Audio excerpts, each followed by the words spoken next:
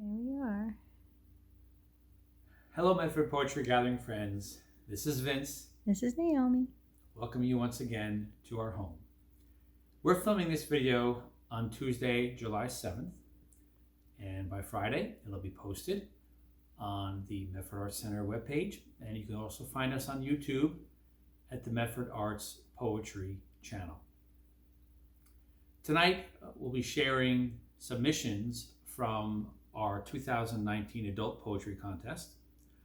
We'll also be sharing the work of artists born in July, and we'll have our usual words of impact. But let me begin by again referring to Tuesday, July 7th. Tonight, Naomi and I are celebrating the 56-month anniversary of our wedding. And we were married at that place over my shoulder. Here we are. I'm just going to show them. That's the Mohunk Mountain House in New Paltz, New York. Isn't that beautiful? So tonight was a special night for us because we were celebrating our wedding anniversary, but also remembering all of those who gathered that weekend, with whom we shared the beauty and the joy and the love of the Mohunk Mountain House and our family. We opened a bottle of wine, we had a nicer meal than normal, and we thought about how blessed we are. And then we also thought whether we should feel guilty or not for feeling happy in a time with such darkness surrounding us. It's a good thought. And what we agreed is that this is a ray of light, and that amidst the darkness we should celebrate the rays of light, however big or small. And that's what poetry is to us. It's a ray of light. It's one of the arts that we celebrate every Friday night with you, and we look forward to it. It gives us hope. And if that's what art can do for us, then we should celebrate that too. So let's begin with a few submissions that we received last year in our adult poetry contest. We'll start with Anne Magee. She wrote advice to my college-bound daughter. Remember, take one day at a time. Don't underestimate what a poem is capable of, what it can do, how it can turn rain clouds to blue sky the minute it matters most. Don't listen for the clock tick-tick-tocking. Look up, walk forward. My hand is always at your back. Thank you, Anne. Next, from April Stahl. This is titled Finding Me. I used to think I knew who I was and was to be, as if all the answers could be found inside of me.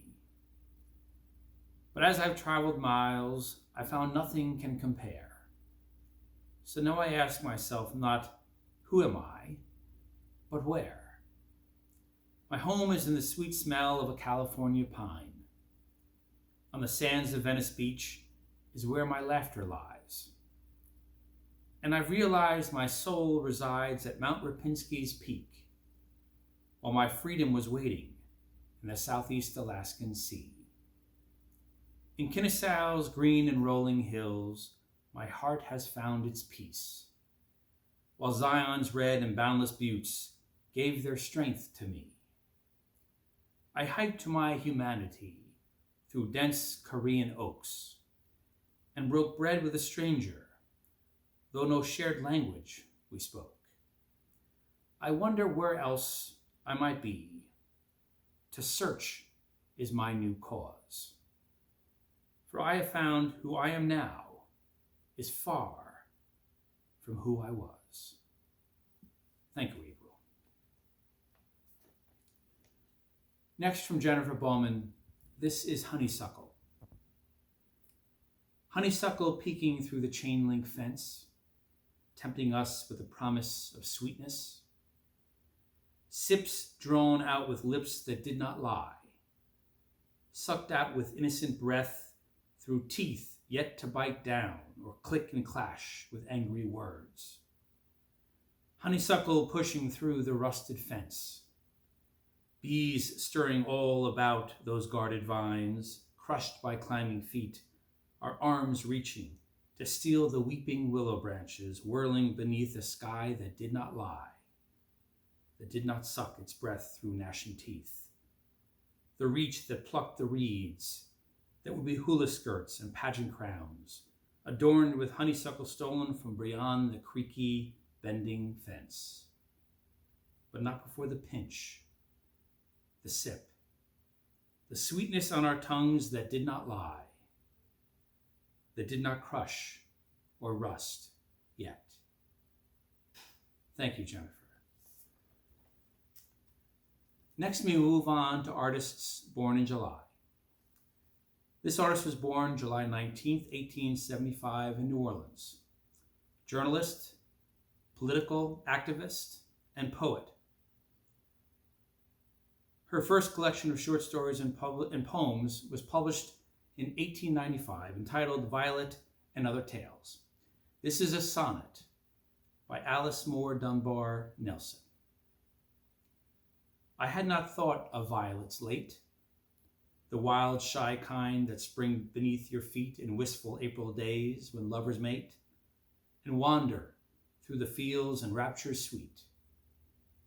The thought of violets meant florists' shops, and bows and pins and perfumed papers fine, and garish lights, and mincing little fops, and cabarets and soaps and deadening wines.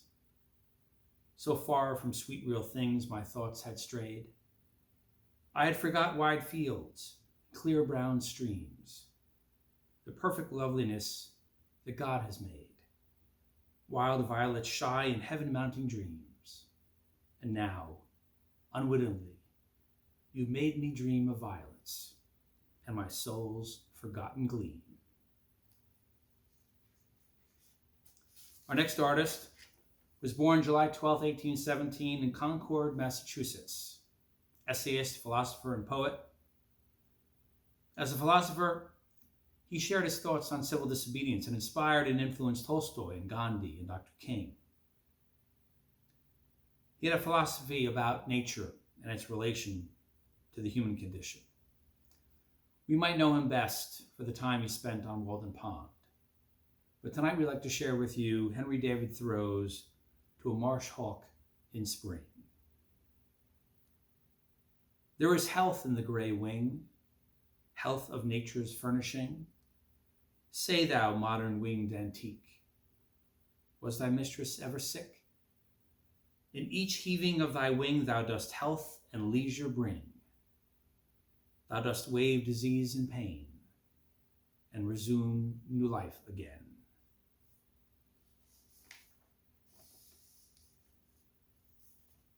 Our final artist tonight shares words of impact. For her life has been a life of impact. Born July 31st, 1965 in England, she earned a BA in French from the University of Exeter, graduated in 1986. But only 7 years after graduating from Exeter, she was divorced, a mother, on welfare. But this artist had already begun to write. And by the time she stopped writing, she had written the best-selling book series ever. J.K. Rowling's Harry Potter series has sold more than 500 million copies. And in those books, Harry Potter had a very special relationship with Albus Dumbledore, almost father-son, but there were several times throughout the book series when Harry was in deep thought and was troubled and was wondering what his place was, and Dumbledore was always there for him. The following are excerpts from 3 separate books, conversations between Harry and Albus Dumbledore. First, from the Half-Blood Prince, when Harry was worried about how to face the foe that was Voldemort. Dumbledore said, "Have you any idea how much tyrants fear the people they oppress? All of them realize that one day, amongst their many victims, there is sure to be one who rises against them and strikes back." Next, from The Prisoner of Azkaban, Harry was missing his father, and he was wondering what his dad meant to him. And Albus Dumbledore said, "You think the dead we loved ever truly leave us? You think that we don't recall them more clearly than ever in times of great trouble?" And finally, from the writings of J.K. Rowling, from the book The Chamber of Secrets, Harry was wondering what makes him special, what gave him his identity. And in these few words, Albus Dumbledore made it very clear. It is our choices, Harry, that show what we truly are, far more than our abilities. The words of J.K. Rowling. We'll close tonight with words of impact written by an artist born in 1956 in West Ireland. Author, priest, poet, best known for popularizing Celtic spirituality. We offer a blessing from John O'Donoghue. May you awaken to the mystery of being here and enter the quiet immensity of your own presence.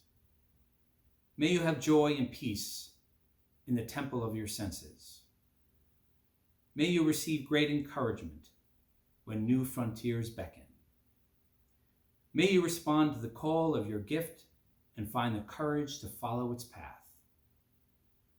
May the flame of anger free you from falsity. May warmth of heart keep your presence aflame, and may anxiety never linger about you. May your outer dignity mirror an inner dignity of soul. May you take time to celebrate the quiet miracles that seek no attention. May you be consoled in the secret symmetry of your soul. May you experience each day as a sacred gift woven around the heart of wonder. We wish you peace and good health until we see you again. Good night. Thank you. Good night.